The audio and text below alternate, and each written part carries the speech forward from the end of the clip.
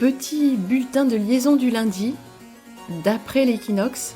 Alors, je sais pas quel jour on est, mais ça n'a pas d'importance évidemment. On n'est pas aux actus là, hein. On n'est pas dans un journal. Un journal, bah, ça veut dire jour, journalier, bah, tous les jours. Tous les jours, faut dire ce qui se passe. C'est fou, hein. Maintenant, en bon français, on appelle ça une story.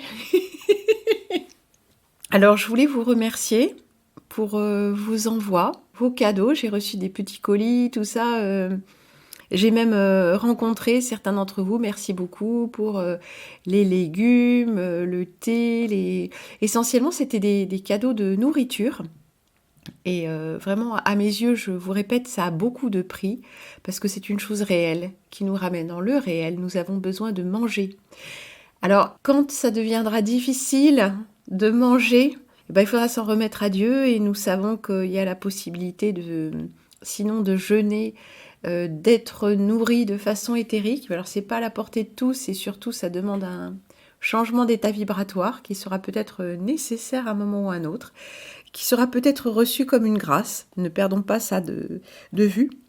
Et comme une grâce, ça veut dire non seulement on n'a pas besoin de manger, mais on n'a plus ce désir, cette pulsion de nourriture, de sucré, de gras, de viande, de vin, ou même de clopes. Vous voyez, ce serait une vraie libération qui nous permettrait de ne pas nous prostituer pour un steak, même peut-être de viande humaine comme dans Delicatessen.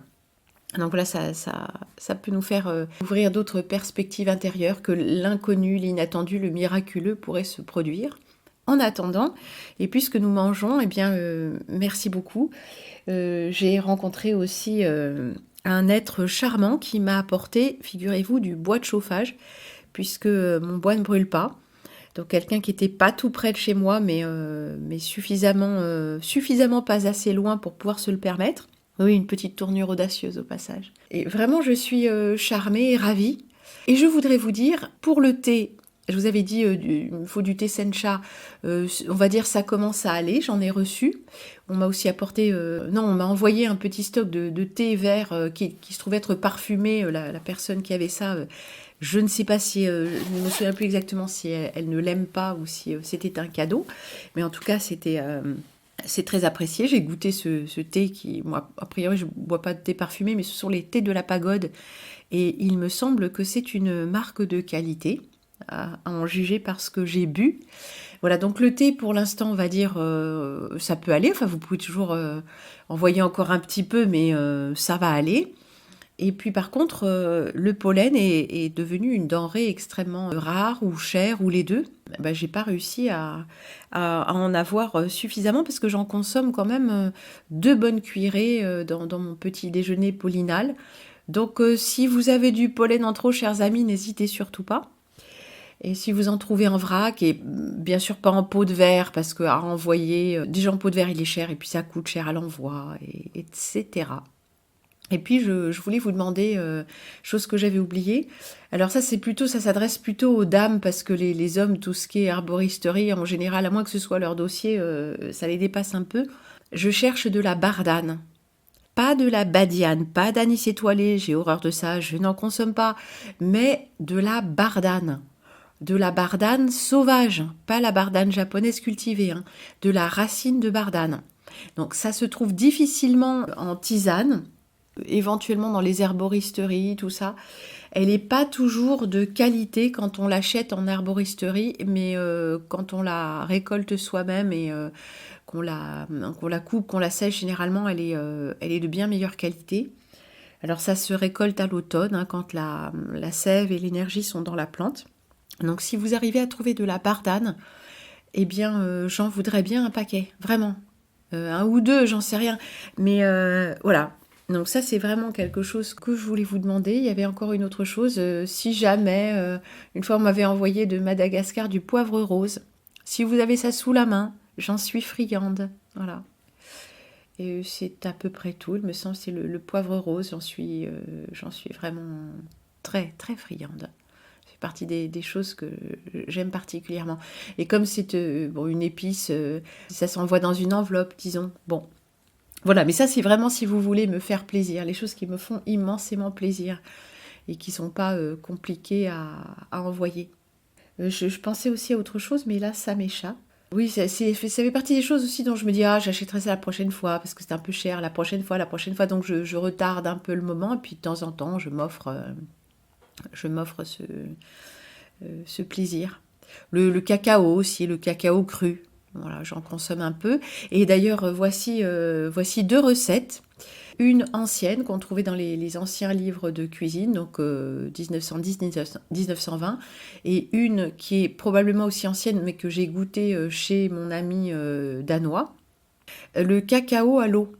Alors on fait chauffer de l'eau comme pour un café instantané, on va dire, ou une chicorée, et on mélange ça au cacao. Alors si c'est pas trop bouillant, ça ne cuit pas le cacao, donc ça lui garde quand même sa saveur. Donc chaud, comme le thé, chaud mais pas bouillant.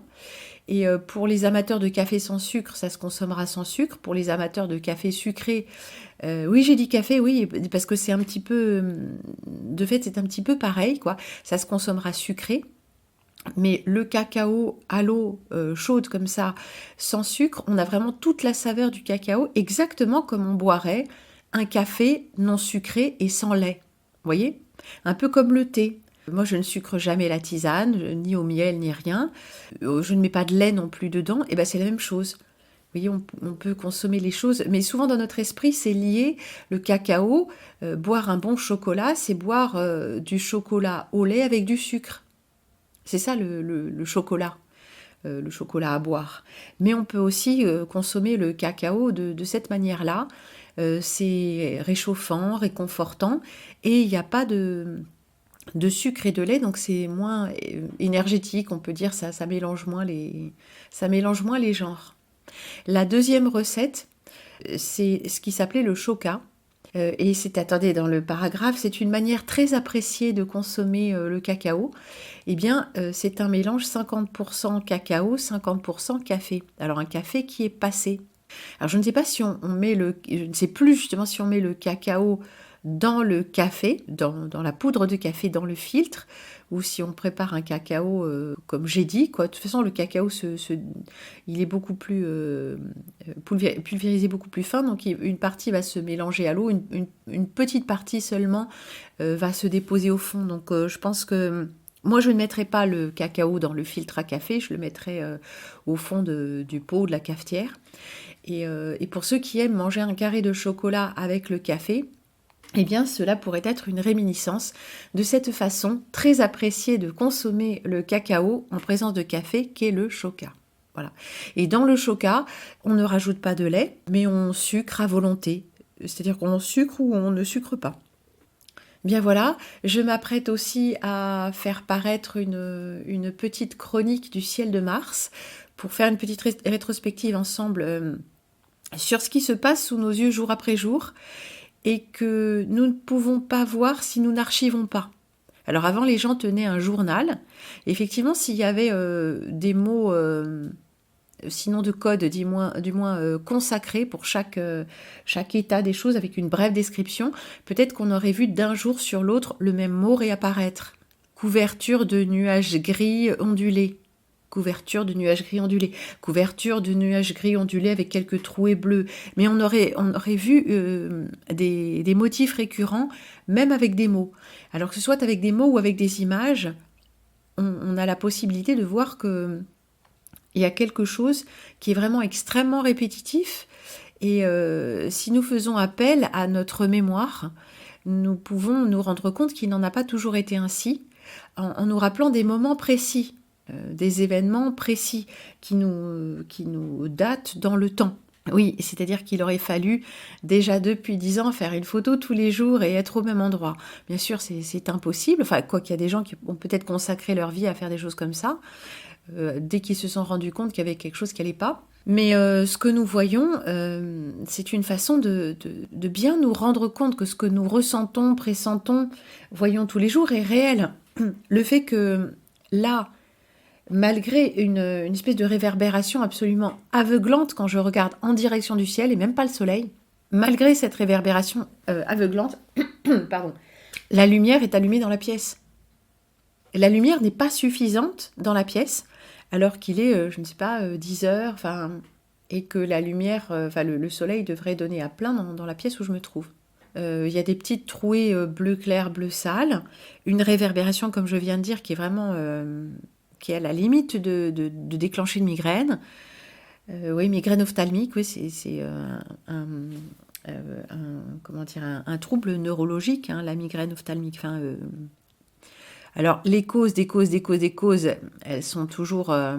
voilà, ça dépend où on s'arrête, mais c'est un problème neurologique lié aussi à la circulation sanguine. Mais bon, ça peut être déclenché par un certain nombre de choses, hein, et par des éblouissements. Donc là, on a un phénomène d'éblouissement en même temps qu'un phénomène d'obscurcissement général.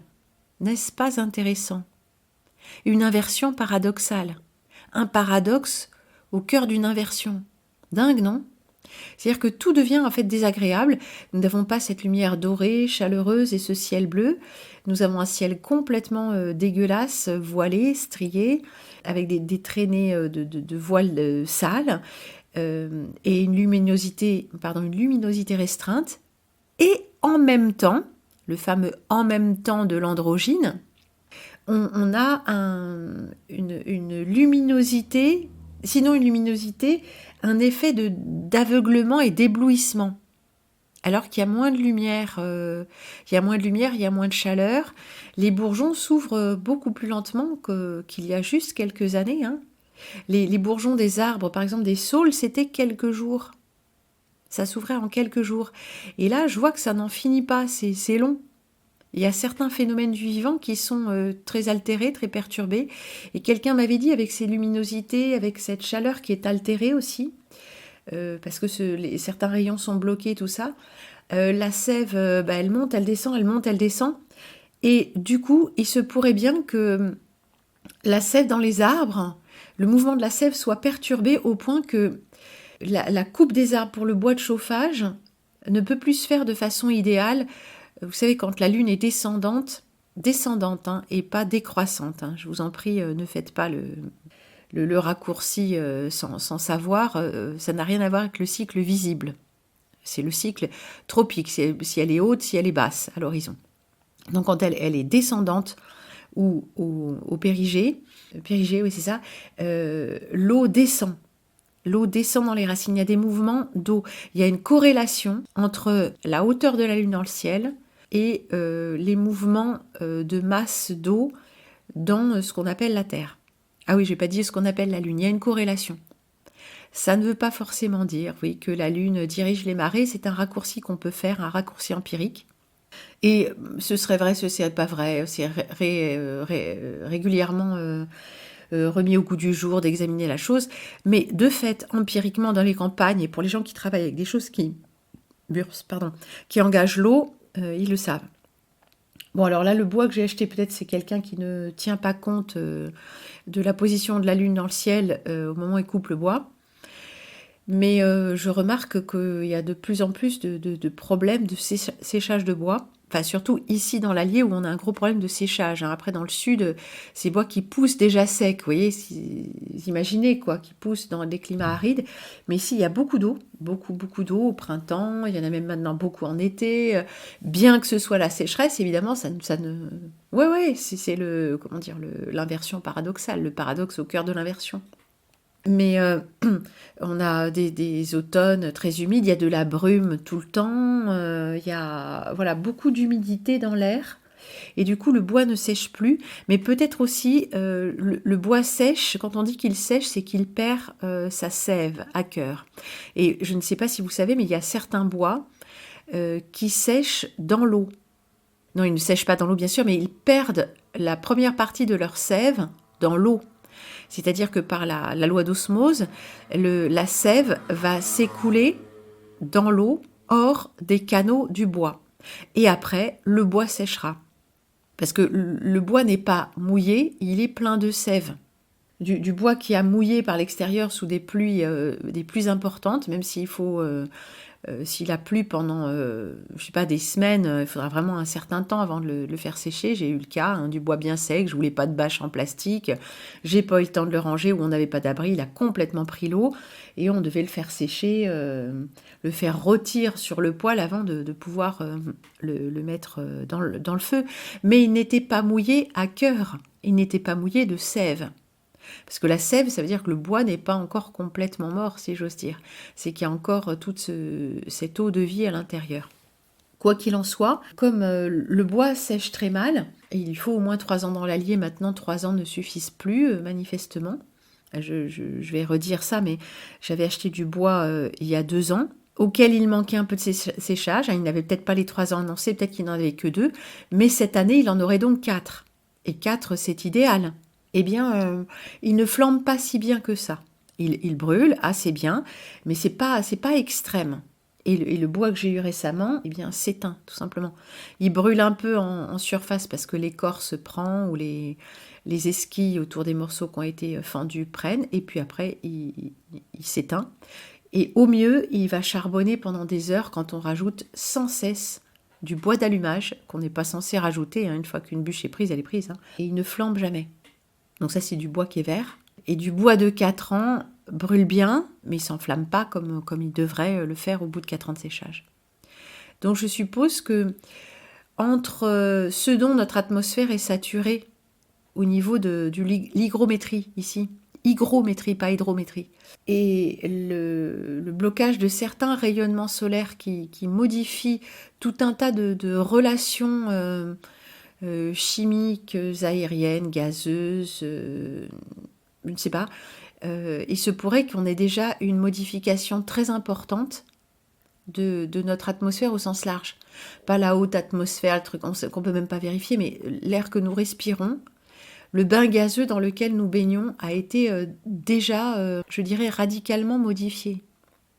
Et même quand les épandages cessent pour quelques jours, comme vous me l'écrivez les uns et les autres, « Ah, le ciel est bleu », je suis sûre que moi, si je regardais votre ciel qui est si bleu, je verrais le voile. Je verrais cette chose qui, maintenant, est de plus en plus présente en suspension. À la montagne, on voit très bien, l'air n'est plus pur, on voit très loin, mais c'est pas propre.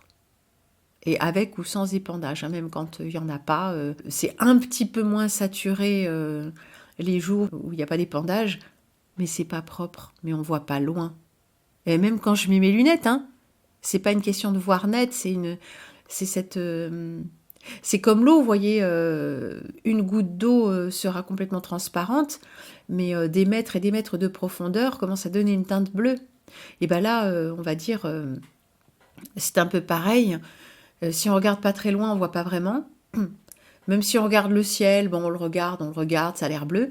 Mais si on regarde très très loin à l'horizontale, on commence à voir. À l'horizontale, ouais, sur la terre qui courbe. Oui, soit la lumière courbe, soit la terre est plate, mais il va falloir choisir, effectivement, quand on voit des choses qui sont très loin. Et il me semble vraiment, selon cette loi de ce plan, que une chose comment dire, malvenue, une chose empoisonnante, a toujours plusieurs raisons d'être et remplit plusieurs rôles. C'est comme si notre réalité était comme multidimensionnelle, un petit peu comme une structure de courge, de louffa. Vous savez, tout s'interpénètre comme ça, comme la structure osseuse aussi. Ça part dans tous les sens, ça fait des ramifications qui se réenracinent. Enfin, donc en fait, nous ne voyons jamais, avec notre petit mental 0 et 1, qu'une seule cause a une conséquence, ou 2 ou 3, mais pas plus. Nous ne voyons pas que la cause et la conséquence sont parfois interchangeables. Oui, là, j'en appelle à votre puissance imaginative, que nous, on a un raisonnement linéaire, parce que notre mental, qui n'est qu'une intelligence artificielle, fonctionne de façon linéaire. Ce qui fonctionne de façon non linéaire, chez nous, c'est la pensée associative, qui est plutôt liée à ce qu'on appelle l'hémisphère droit, les processus type hémisphère droit. Et nous avons besoin d'images. Parce que, à l'instar des petits platériens dans Flatland, là, les personnages qui vivent dans la 2e dimension, et qui voient arriver dans la 2e dimension un être de la 3e dimension, et qui ne comprennent pas comment cet être apparaît et disparaît, Je vous encourage à regarder toutes ces choses autour de la quatrième dimension, mathématique, parce que c'est là qu'on retourne sur la deuxième et la troisième. Il n'y a aucune façon pour nous de représenter la quatrième dimension, sinon que de faire une analogie comme si nous étions en deuxième et que nous imaginons la troisième. C'est-à-dire que c'est une vue de l'esprit, il nous faut projeter quelque chose qui est contre-intuitif, et que personne en définitive, à moins d'avoir eu une incursion mystique ou spirituelle, je ne sais pas, peut avoir vu, et encore vu depuis un mental préprogrammé en 1 ou 2, voire 3 dimensions, mais certainement pas 4. Donc il nous faut imaginer que dans ce monde, les causes et les conséquences parfois s'intervertissent, qu'une chose peut avoir de très nombreuses causes, et les conséquences de cette chose servent tellement de propos différents qu'elles redeviennent des causes, enfin, les choses se mordent la queue comme ça, et nous ne pouvons pas comprendre, nous n'arrivons pas à saisir le pourquoi du comment parce que notre esprit est linéaire. Où voulais-je en venir ? Eh bien que pour moi, au moment de l'enfermement où on n'a plus d'avion dans le ciel, où le ciel redevient relativement pur, tout ça, je vois apparaître sur la toile beaucoup de choses sur la Terre plate. 2020. Et là, on trouve beaucoup de choses très intéressantes, qui sont peut-être des opérations psychologiques bien menées, mais avec des arguments parfaitement sensés, notamment des observations faites par des gens qui ont acheté le P900 ou le P1000, ou qui ont des petits télescopes, qui ont des visées laser, tout ça, et qui comparent ça aux données de trigonométrie sphérique officielles concernant la Terre. Or, ça ne cadre pas.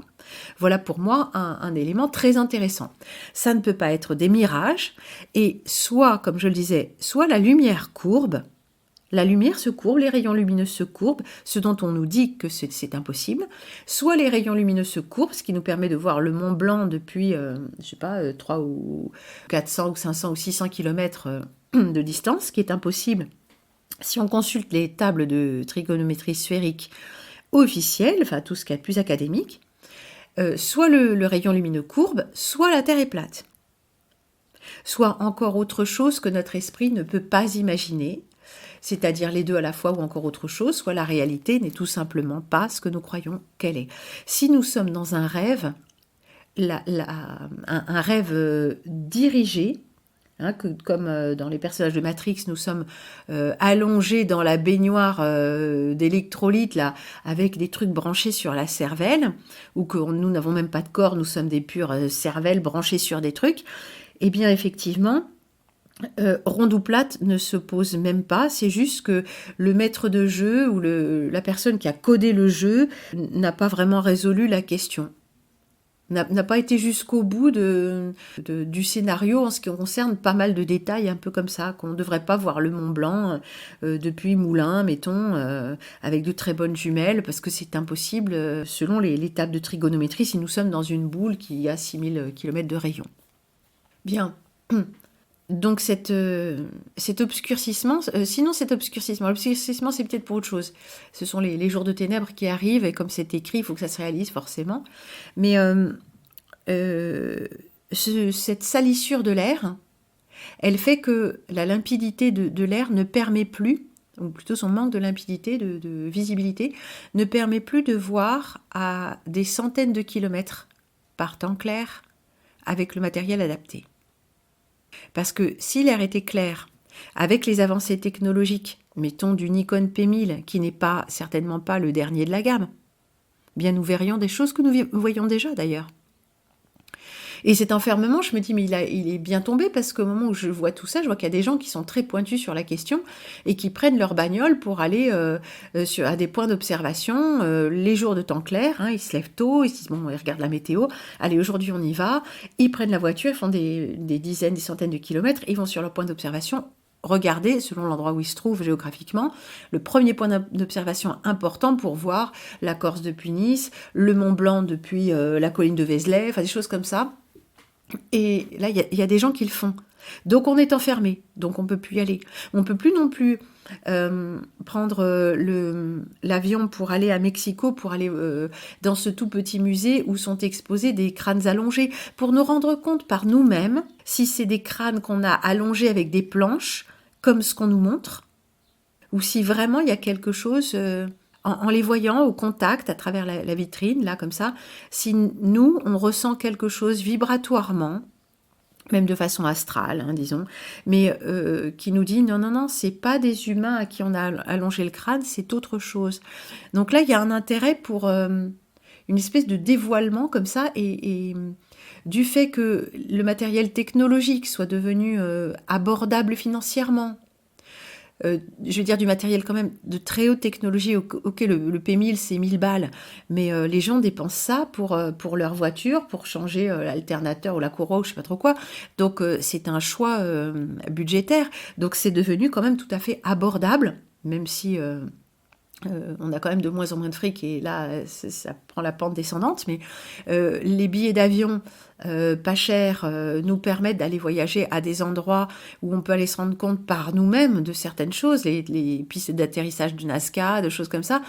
Alors il y a tout un tas de gens qui font ce tourisme nouvel âge parce qu'ils sont complètement oh Stonehenge ça vibrait tellement bien, me dit un de mes amis. Ouais d'accord, si Stonehenge ça 100 ans hein, et que ça a été fabriqué avec des fers à béton et tout, parce qu'on a quand même des photos intéressantes de la restauration de Stonehenge. Alors restauré ou construit ou dénaturé pour qu'on sache pas. Mais si c'est pas ancien, comme le reste, c'est pas ancien, c'est juste occulte. Donc je disais, il y a toute une partie des gens qui font ce tourisme-là en adulant ces civilisations anciennes et tout, et il y en a d'autres qui se disent attends. J'ai lu des tas de théories, moi j'ai lu Thoré Heyerdahl, mais il y en a d'autres qui ont lu des tas d'autres choses, en provenance de tas de théories, de tas de courants différents, mais d'aller se rendre compte par eux-mêmes.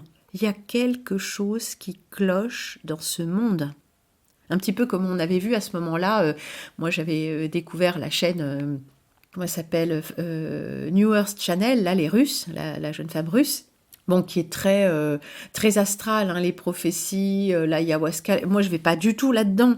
Pas du tout. Ça, pour moi, c'est pur astral et je refuse absolument parce que c'est partir dans le piège astral et ça va servir le propos de nos maîtres.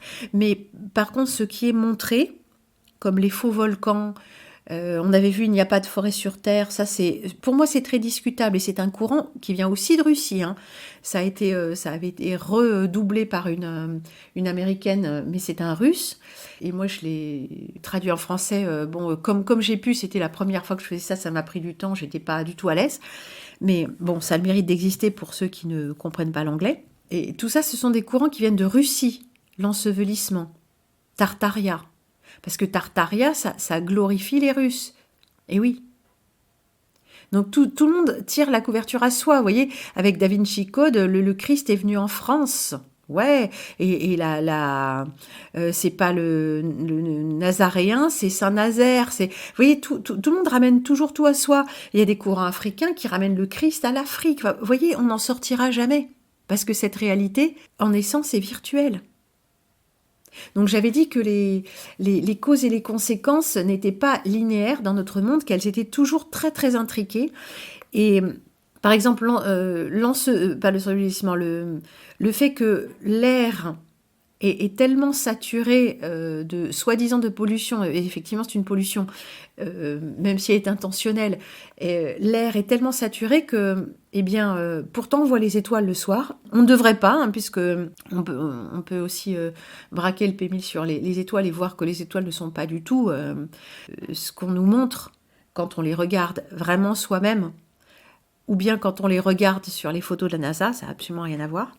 Ou à travers un télescope radio-piloté par les logiciels de la NASA, les apps, hein, les applications, les applis de la NASA. Ça n'a rien à voir. Donc en fait, ils mettent un filtre. Hein, ils mettent un filtre entre votre objectif et votre écran. Oui, il y a une liaison satellite et ce que vous voyez, c'est l'image qu'ils vous envoient. Eh bien, de la même manière, j'avais laissé une phrase en suspens, mais tant pis pour elle, hein, je suis désolée, je pense qu'elle a peut-être compris l'essentiel de mon raisonnement, mais j'y reviendrai juste après.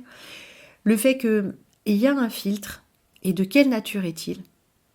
Occulte, astral, énergétique, non visible, arme dirigée, je ne sais pas. Il y a un filtre entre l'œil qui reçoit l'image du monde, là, que je regarde par la fenêtre, et puis la rétine, et puis les nerfs optiques, et puis ma conscience qui prend acte de ce que je vois. Il y a un filtre. Et ce filtre, il est on a vu, de programmation mentale. Vous pouvez montrer des choses à des gens, ils ne les verront pas. Et par exemple, il y a aussi beaucoup de gens qui disent qu'ils ont vu la rotondité de la Terre depuis l'avion. Or, les scientifiques vous disent, même les scientifiques tout à fait officiels vous disent, c'est impossible. C'est impossible. On est beaucoup trop près. L'avion vole à, je sais pas, 6000 pieds, nanana, et il faudrait être à bien plus. Que même de l'ISS, on commence à peine à la voir. Alors c'est complètement rond, mais c'est complètement rond parce que ce sont des fisheyes, des objectifs à très grand angle. Le même objectif, vous le mettez dans votre pièce, au milieu, et vous voyez tous les murs, les 4. Donc c'est pas que votre pièce est ronde, c'est l'œil qui regarde qui est rond. Donc c'est très pratique, ce manque de visibilité, pour que nous ne puissions pas voir l'horizon. Il faut nous boucher l'horizon. Parce qu'avec ce que nous savons maintenant, nous ouvrons nos yeux. Si nous ouvrons nos yeux, nous pouvons voir s'il y a quelque chose à voir. Sauf s'il n'y a plus assez de visibilité pour le voir. Donc il y est pas, mais de toute façon on ne pourra pas le voir, même avec les yeux ouverts. Donc c'est très pratique. Qu'on ait été enfermé nous a aussi privé de la possibilité de réaliser, par exemple, nos projets, de prendre l'avion pour aller dans tel musée, comme je disais, pour aller vérifier par nous-mêmes, pour avoir une impression directe, pour aller faire du tourisme sur ces soi-disant lieux énergétiques, pour voir si ces choses très anciennes, comme il y a des courants quand même de gens qui parlent de l'Égypte très ancienne, et les pharaons savaient, et les Égyptiens savaient, et en fait peut-être que tout ça, oui, ça a été redécouvert récemment, mais peut-être que ce qui a été redécouvert, comme dit Rox Ocker, vient d'être fabriqué. Ah oui, ça a été nettoyé, c'est en parfait état. Peut-être que si on va voir par nous-mêmes, on se rendra compte que déjà les choses qu'on avait vues à un endroit n'y sont plus, ont été déplacées. Si ça a été déplacé, c'est pour qu'on ne puisse pas comparer à la lumière de nos nouvelles connaissances. Et puis se faire une idée. En tant qu'ingénieur du bâtiment, peut-être, on peut avoir des compétences particulières pour se dire « Mais non, mais ça, c'est du béton, c'est pas de la pierre », ou voilà, des choses comme ça. Vu qu'il y a un intérêt maintenant pour la chose, avec Internet qui a vulgarisé, on a tous cru que c'était des conneries, tout ça, on regarde, c'est marrant, on regarde ce qu'ils disent comme bêtises, et puis, ce faisant, les gens, quels que soient leurs propos, pour, contre, nanana, ils lâchent une information malgré eux. Et cette information tombe dans notre oreille au titre de nos compétences spécifiques, de notre métier ou de notre histoire de vie. Donc, et là, il suffit que ce personnage-là qui a entendu un truc dit « Mais au fait, regardez, moi je suis ingénieur ou moi je suis ouvrier et j'ai travaillé avec ça toute ma vie et je peux vous dire que… » Avant, ça ne se serait pas produit parce que ce type d'information et d'intérêt ne circulait pas. Et surtout que si vous étiez ce personnage qui a vu quelque chose, mais face à sa télé, la télé, il n'y a aucun forum ou possibilité de laisser un commentaire que d'autres spectateurs verront en disant « Ce n'est pas possible ce qui est dit à 22 minutes et 37 secondes parce que moi j'ai travaillé dessus et je peux vous dire que c'est le contraire et nanana. » Et après, on se dit ce personnage… il donne des références ou il n'en donne pas, mais il suffit d'aller chercher, puis on voit que c'est vrai. On va chercher sur l'encyclopédie en ligne ou autre part, et on croise les informations au point qu'on arrive à des impossibilités. Un peu comme, regarde le Mont Blanc, il est beau, hein. Nous, regardez le Mont Blanc depuis Mâcon. Alors, il faudrait que je regarde et que je fasse les calculs, mais depuis Davaillé, donc à côté de la roche de Solutry, on regardait le Mont Blanc, la cime, toute rose. Et puis, généralement, quand c'était rose et qu'on voyait le Mont Blanc, on savait que le lendemain, il pleuvait, ça loupait jamais. Mais il faudrait voir, maintenant qu'on sait tout ça, on a toujours regardé le Mont Blanc. Et si, en regardant les tables de trigonométrie, on se rend compte qu'on ne devrait pas le voir, ou pas autant, alors c'est un mirage que moi j'ai vu depuis ma jeunesse, moi je ne suis pas restée toute ma vie là-bas, mais que les anciens ont vu toute leur vie et tout ça, ils ont vu des mirages 3 fois par mois. Vraiment ? Mais jusqu'à présent, on ne faisait pas les liens. Donc maintenant que nous commençons à faire les liens par cet outil de contrôle et d'asservissement fabuleux pour nos maîtres qui est Internet, malgré tout, comme la nature des choses est double, nous nous en sommes servis pour sortir de l'asservissement justement. Vous voyez comme tout se retourne constamment, comme je disais, les causes et les conséquences peuvent s'inverser. En tout cas, le fait d'obscurcir et de salir le ciel, de nous ôter la visibilité, a certainement plusieurs propos. De bloquer des rayonnements solaires, de nous empêcher de voir quelque chose, que le soleil change. Le soleil est d'une blancheur qui confine à la couleur bleue, et puis son rayonnement aveuglant mais froid est tel que moi je l'évalue à une température en Kelvin, température de couleur, mais une température Kelvin entre 5000 et 7000. Alors qu'il y a encore 1 ou 2 ans, j'aurais juste dit qu'il était blanc chaud ou blanc neutre, au fur et à mesure du temps, mais là, il est blanc tirant sur le bleu et la lune est beaucoup plus jaune que le soleil. Donc on a déjà eu là un effet d'inversion. Non pas que nous n'ayons jamais vu la lune jaune, mais elle est beaucoup plus jaune, même étant jaune pâle, que n'est le soleil maintenant.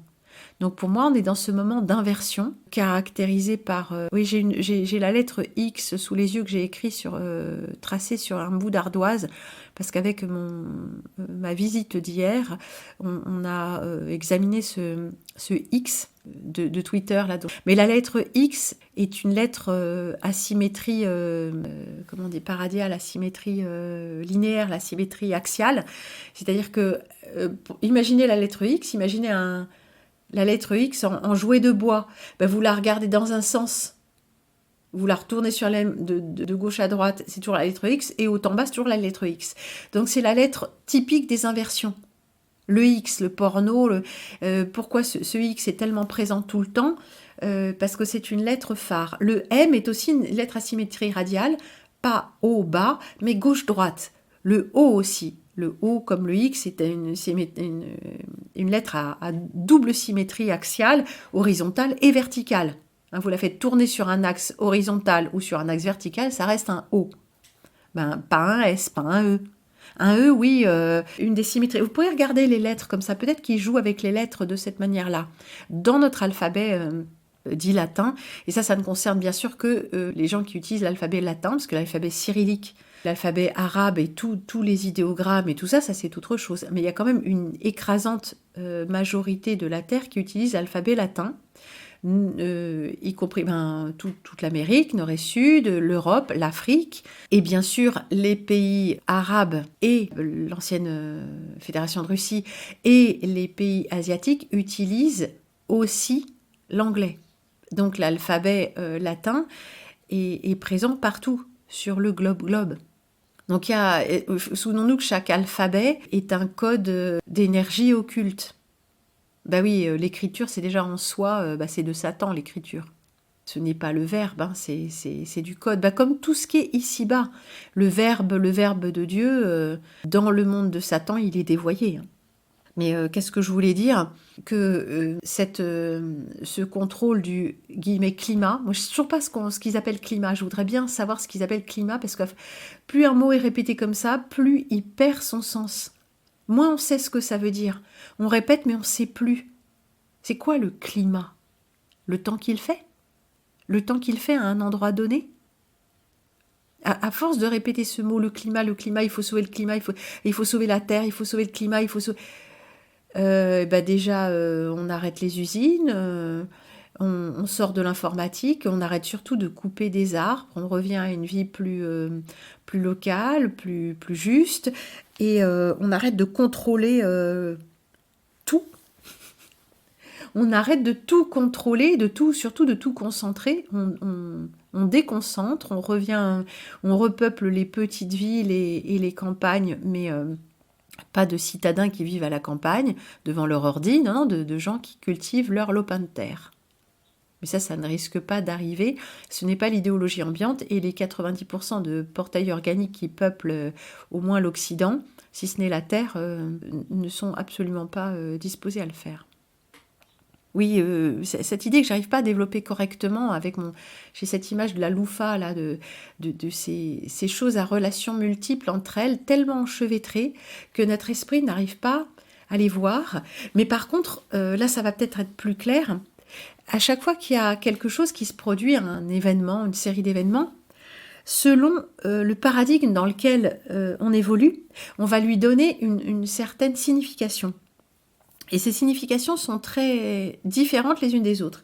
Ce qui fait que il y aura quelqu'un qui dira oui, le ciel qui s'obscurcit, c'est pas vrai, il s'obscurcit pas. Et non, le ciel n'est pas plus voilé qu'il était il y a 10 ans ou il y a 20 ans quand on était enfant. Donc il y a déjà une première attitude. Bon, bah c'est non, c'est non. Mais effectivement, il y a de la pollution, mais ça, c'est les usines et tout ça. Il faut mieux filtrer l'air, mais sinon, non. Des fois, il y a des jours où c'est plus pollué, mais le ciel ne s'obscurcit pas. D'accord. Il y a un autre qui va dire, oui, le ciel s'obscurcit, et c'est la pollution, et c'est l'homme, et nanana, et le CO2 anthropique, et blablabla. Bon, bref. Il va dérouler. Un autre va dire, oui, c'est les traînées chimiques. Et peut-être encore, il y a d'autres choses. Oui, les reptiliens changent l'atmosphère parce qu'ils ont besoin d'une atmosphère plus acide et plus métallique pour vivre. Ou encore, les envahisseurs veulent détruire une partie des choses de la Terre, dont le vivant, mais peut-être qu'ils sont intéressés par autre chose, comme l'eau ou les minéraux ou juste l'espace. Bon. Et ces personnes-là ne s'entendront pas entre elles deux à deux. Mais ce que ces personnes observent, chacune est tout à fait cohérent dans son système de pensée. Donc quelqu'un qui serait vraiment, qui aurait l'esprit très ouvert et qui écouterait chacun de ces raisonnements, et on imagine que chacun de ces raisonnements n'est pas farfelu, hein, s'appuie sur des trucs avec des données qui paraissent toutes convaincantes. Donc quelqu'un qui n'aurait aucune idée sur la question et qui aurait rencontré une dizaine de personnes qui ont un raisonnement précis, pointu, qui ne sont pas des imbéciles, qui ne sont pas des gens impressionnables et qui avancent des données précises, eh bien, il ne saurait pas quoi penser. S'il n'avait en lui-même et pour lui-même aucun ressenti, c'est-à-dire quelqu'un qui viendrait complètement d'un autre monde, il dirait, mais lequel a raison? Parce que tout semble vrai. Et il regarderait lui-même et il pourrait donner raison tour à chacun d'entre eux. Perturbant, n'est-ce pas? Ça pose la question de la nature de la réalité. À partir de quel point de vue regardons-nous? C'est pour ça aussi qu'il faut nettoyer une bonne partie de nos croyances et de nos attachements. Parce que ce sont nos attachements qui nous permettent de faire le pas suivant dans l'éveil, dans le réveil, dans le fait de voir ce qui est sous nos yeux, mais que jusqu'à présent, nous avons interprété d'une façon qui nous a été donnée clé en main, prémâchée, par l'école ou par la télé, ou par notre famille de spécialistes du climat, notre famille de médecins, notre famille d'agriculteurs, qui ont toujours observé le temps, enfin voilà, ça peut tout être. Donc en fait, la réalité est tellement intriquée que si on essaye de raisonner de façon linéaire, on va devoir choisir une version de la vérité et une seule. Alors que cette réalité fonctionne de façon simultanée. Une chose est une chose, mais elle en est aussi une autre, et encore une autre, qui apparemment est contradictoire. Non, il faut, j'insiste, ouvrir notre esprit pour accueillir plusieurs possibles à la fois. Et ça, c'est ce qui est quasiment impossible au départ, parce que notre mental a été formaté de façon linéaire. Notre mental fonctionne en 0 et 1, et nous devons sortir du mental, non pas pour nous dissoudre dans le grand néant, mais pour accéder à notre véritable intelligence. Parce que des êtres qui fonctionnent avec cette intelligence analogique se moquent bien de nous, quand nous prétendons avoir compris la vérité alors que nous sommes encore dans le raisonnement linéaire, alors que la réalité ne l'est pas. Vous comprenez ce que je veux dire? C'est comme si on arrivait dans une de ces communautés-là, où en apparence tout est bien rangé, on dirait qu'on est chez les Amish, voilà. Tout est bien propre, il y a les petites poules, ils vivent à l'ancienne, et nanana.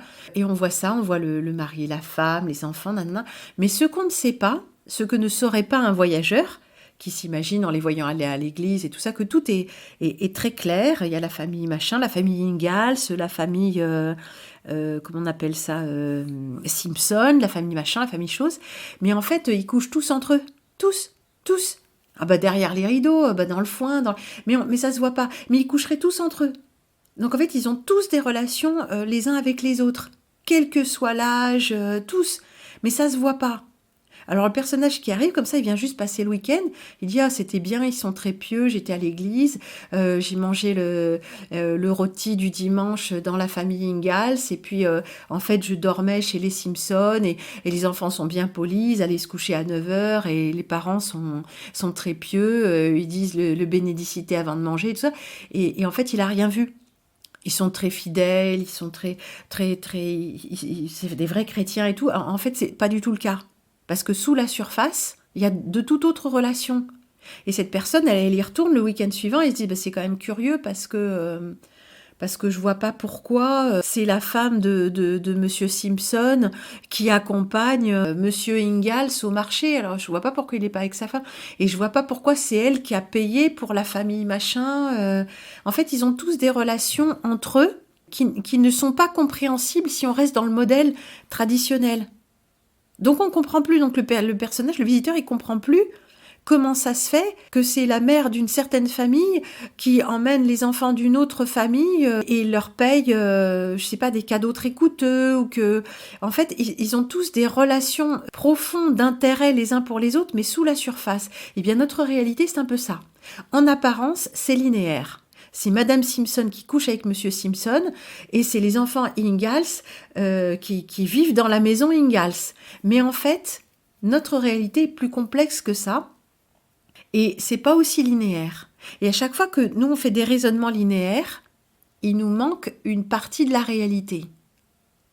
Et on ne comprend pas que sous la surface, il y a des relations très complexes et multiples que nous ne voyons pas, mais que ceux qui pilotent la réalité connaissent parfaitement bien. Donc, soit ils attirent notre attention sur une chose, soit sur une autre, soit sur encore une autre. Et nous, avec notre raisonnement linéaire, on va dire « Ah mais regarde, il s'est passé ça ». Et l'autre dira « Mais pas du tout, pas du tout, c'est ça qui se passe ». Et un troisième dira « Vous n'y êtes pas, il ne s'est rien passé ». Donc tant que nous nous maintenons dans un raisonnement linéaire, nous sommes piégés dans une version de la réalité qui est tellement réduite que nous ne pouvons pas comprendre quoi que ce soit à ce qui nous arrive. Mais que ceux qui ont scénarisé notre réalité comprennent parfaitement bien. Il se passe tellement de choses à la fois contradictoires. Vous avez vu sur Internet tout ce qui sort. Mettons sur la Terre plate. Il y a eu un foisonnement. On peut dire 90% des choses pro-Terre plate sont de l'opération psychologique. Si c'est pas 100%. Parce qu'ils savent qu'il y a des gens qui vont se réveiller tôt ou tard au fait qu'il y a des trucs qui collent pas. Et puis maintenant, il y a 90% des choses sur la Terre plate sont des anti. Il faut faire des pages et des pages et des pages de ridiculisation de la Terre plate telle que les platistes ou questionnistes eux-mêmes ne montrent pas. Ils ne montrent pas des choses aussi bêtes. C'est pas ce qu'ils disent. Et selon un biais logique bien connu, les détracteurs ridiculisent des arguments que les platistes n'ont pas avancés. Ils ridiculisent des arguments qui sont d'autres arguments, ou des arguments qui ont été tellement détournés que ce n'est pas ce qu'ont dit les tenants de la Terre plate ou les gens qui se questionnent. En gros, comme dans le débat politique, ils ne répondent jamais aux arguments qu'on a avancés, mais à des arguments autres, qui ressemblent, mais c'est pas cela. Ben oui, parce que ça leur évite de répondre aux vraies questions qu'on a posées. Ils répondent à une question qu'on n'a pas posée, à une autre question qui ressemble, mais qui n'est pas celle-là. Donc maintenant, 90% des choses qu'on trouve sur la Terre plate sont contre, et pour trouver des choses pour, avec les explications, tout ça, déjà il faut se donner beaucoup de mal, mais il n'en demeure pas moins que dans ces choses pour, il y a quand même beaucoup de gens qui sont soit sous influence des opérateurs psychologiques, soit de l'opération psychologique. Donc c'est tellement intriqué tout ça, que si on se laisse impressionner par le premier argument bien montré, avec des belles images générées par l'intelligence artificielle et de la musique émotionnelle, on va y croire. Mais c'est pas parce que ça a été bien présenté que c'est vrai. Il nous faut observer par nous-mêmes et il nous faut garder à l'esprit qu'une chose peut être vraie et son contraire apparent peut être vrai. Et encore autre chose que nous n'avons pas imaginé peut être vrai. Les gens qui pilotent notre réalité, les gens ou les êtres ou les intelligences quantiques, artificielles mais quantiques, j'en sais rien, ont accès à ce type de raisonnement en 3 ou en 4 dimensions, un raisonnement analogique extrêmement poussé qui part dans toutes les directions à la fois et qui n'est pas un raisonnement linéaire. Si une chose est noire, alors son contraire est blanc. Parce que la réalité n'est pas comme ça. À un certain niveau très prosaïque, oui, du thé n'est pas du café, mais bon, ça s'arrête là. Après, très rapidement, on entre dans des subtilités. Et aux limites de notre perception, par exemple, au-delà de l'horizon, qu'y a-t-il au-delà de l'horizon ? Je sais qu'il y a des pays parce qu'il y a des gens qui y vivent. Mais moi, depuis mon point de vue, si tout était une illusion, l'horizon recule au fur et à mesure que j'avance. Au plus je roule en voiture, je fais 10 km, mais mon horizon a reculé également de 10 km. Donc stricto sensu, dans une perspective purement philosophique, il n'y a rien au-delà de l'horizon tant que j'y suis pas. Mais j'y arriverai jamais, puisque l'horizon recule au fur et à mesure. Sur une terre boule ou une terre plate, l'horizon recule. L'horizon est une vue de l'esprit. L'horizon est un concept, tout comme le monde est un concept. Oui, mais il y a des gens qui vivent ailleurs. Peut-être. Oui, mais il y a le ciel au-dessus de nos têtes. Mais si tout ça est une projection, si nous sommes dans un rêve, ça redessine tout à fait le paysage de la réalité. Oui, mais les étoiles, les machins... Oui, mais c'est dans un planétarium, un planétarium vraiment bien fait, il n'y a pas de différence entre le ciel d'un planétarium, depuis notre point de vue, si on regarde, il n'y a pas de différence entre le ciel d'un planétarium et le ciel qui est au-dessus de notre tête la nuit. C'est pareil. Ce serait indétectable. Quelqu'un qui serait sous un planétarium, attaché à un poteau, mettons, genre il peut pas bouger, tout ça, et il y a pas, et en dessous il y a pas les fauteuils et tout ça. Il sait pas qu'il est dans une salle de cinéma. Il croit qu'il est, je sais pas moi, il croit qu'il est, je sais pas, dans la ruine d'un vieux bâtiment détruit par la guerre, tout ça, puis il est attaché. Et tous les murs, le toit est écroulé, et il y a quelques murs autour de lui qui l'empêchent de voir où il est, mais il lève la tête et c'est la nuit noire, et il voit toute la nuit, il voit la course des étoiles. Mais en fait, il est dans un planétarium. Pas complètement fermé, comme ça, il y a le vent qui passe, et puis il sent quand même des trucs. Oui, on a laissé les portes ouvertes du planétarium. Je sais pas, ce serait un planétarium, mais pas complètement fermé. Vous voyez ce que je veux dire ? Comme les yourtes dont on peut relever le bas. Donc voilà, il sent la température extérieure et tout ça. Il entend même des bruits. Mais c'est pas le ciel. Ça se trouve, le ciel au-dessus de lui, il y a de la pollution lumineuse, c'est tout rose et, et il verrait pas les étoiles. Mais c'est indétectable. La Lune, soi-disant 400 000 km, avec le P1000, on peut la photographier avec une telle précision, et le P1000 fait le net tellement facilement qu'on a peine à croire que c'est un corps céleste à 400 000 km. C'est un truc qui est tout près, qu'on peut photographier très facilement, avec un luxe de détails désormais qui laisse songeur. Donc si on était sous un planétarium, ce serait indétectable. Comme Truman Show, s'il ne peut pas sortir de son île. Oui, mais c'est impossible, il faudrait que... Oui, mais c'est impossible pour qui ?